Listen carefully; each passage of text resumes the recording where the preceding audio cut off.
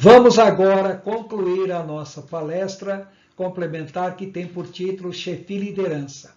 Diferença entre poder mandar e saber comandar. E quando nós falamos em líderes dentro da igreja, a primeira pessoa que vem na nossa mente é a figura do pastor. Então, o pastor é o mais conhecido dos ofícios do ministério cristão. Então, quando nós falamos em pastor, nós temos que ver que existe o pastor como líder eclesiástico e existe o pastor como dom de ministério. Nem todo pastor líder eclesiástico tem o dom de pastor como dom de ministério. E nem toda pessoa que tem o dom de pastor, o dom de ministério pastoral, realmente chega a ser líder eclesiástico. Então, quando nós falamos em pastor, em grego a palavra é poimen, que quer dizer literalmente guardador de ovelhas, protetor e, mais do que isso, provedor do sustento para as suas ovelhas. Jesus é o maior exemplo de pastor da Bíblia. Ele mesmo diz: eu sou o bom pastor. O bom pastor dá a vida pelas ovelhas. João, capítulo 10, versículo 11. É interessante observar que na Bíblia, raramente nós vamos observar alguém usando o verbo ser na primeira pessoa do singular. Eu sou. Agora, Jesus emprega isso com bastante frequência. Eu sou o bom pastor, eu sou o caminho, a verdade e a vida, eu sou a ressurreição e a vida. Quando esse termo eu sou é empregado, ele é empregado para destacar, ou seja, só ele pode ser aquilo que ele diz ser. E é interessante observar que essa expressão eu sou em hebraico é Yahvé. Em outras palavras, o próprio nome de Deus, Yahvé, quer dizer eu sou, não no sentido de ser alguma coisa, mas no sentido de ser sempre, ser eterno. Mas Jesus emprega essa expressão no sentido de ser algo que só ele pode ser.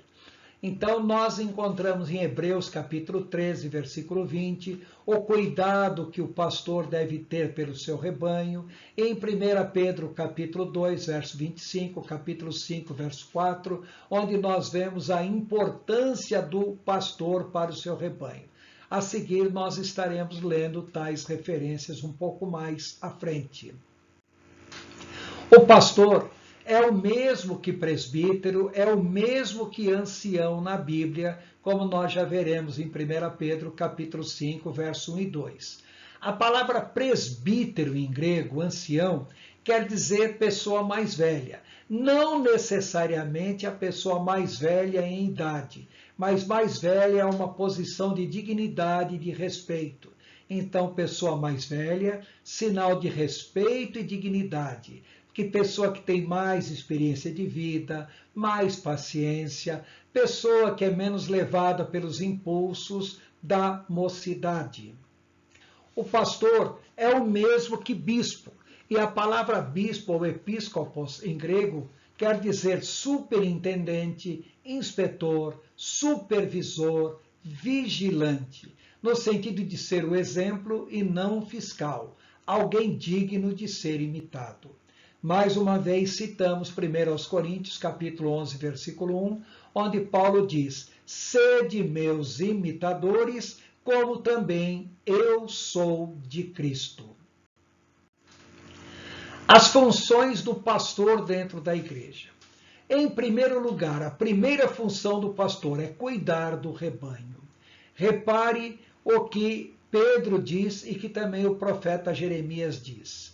Pastoreai o rebanho de Deus que há entre vós, não por constrangimento, mas espontaneamente, como Deus quer, nem por sorte da ganância, mas de boa vontade, nem como dominadores dos que vos foram confiados, antes, tornando-vos modelos do rebanho.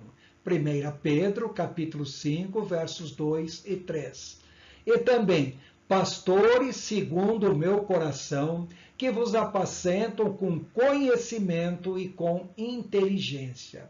Jeremias está citando aí como Deus quer que sejam os pastores sobre o seu povo. Outra função do pastor: deve cuidar da sã doutrina.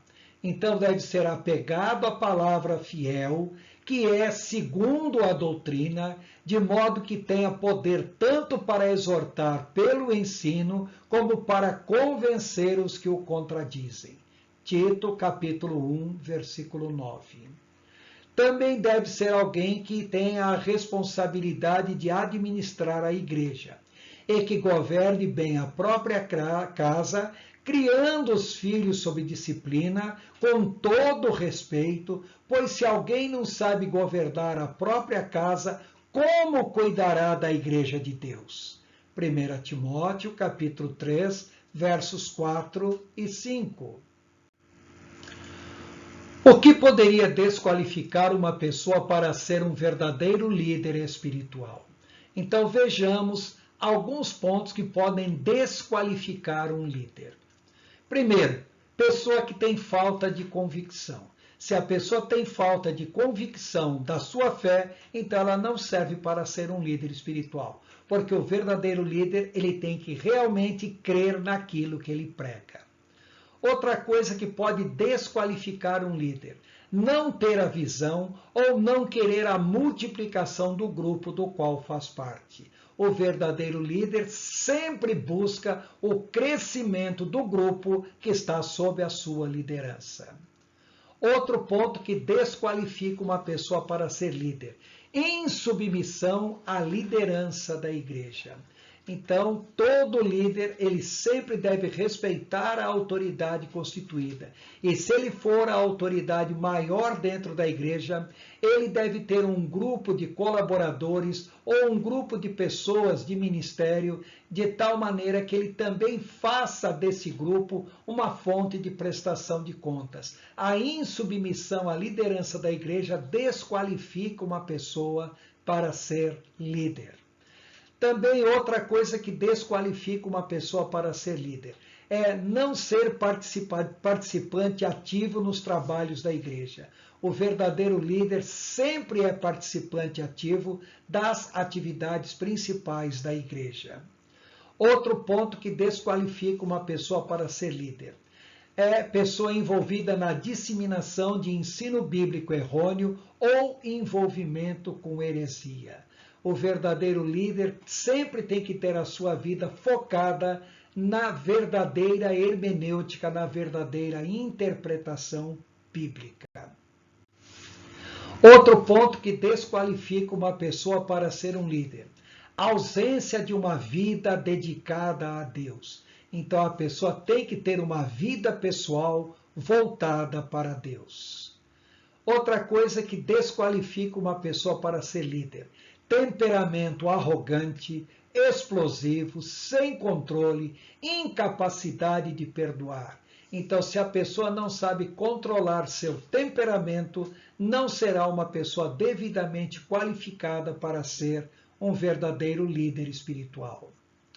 Outro ponto que desqualifica uma pessoa para ser líder: a pessoa envolvida nos 4 grandes M's, pecados, que levam a pessoa a uma vida espiritual totalmente ruim. Pessoa maldizente, que fica maldizendo a tudo e a todos, maledicente, que fica falando mal dos outros, mentirosa, que fica mentindo a respeito dos outros, e murmuradora, fica murmurando, reclamando o tempo todo.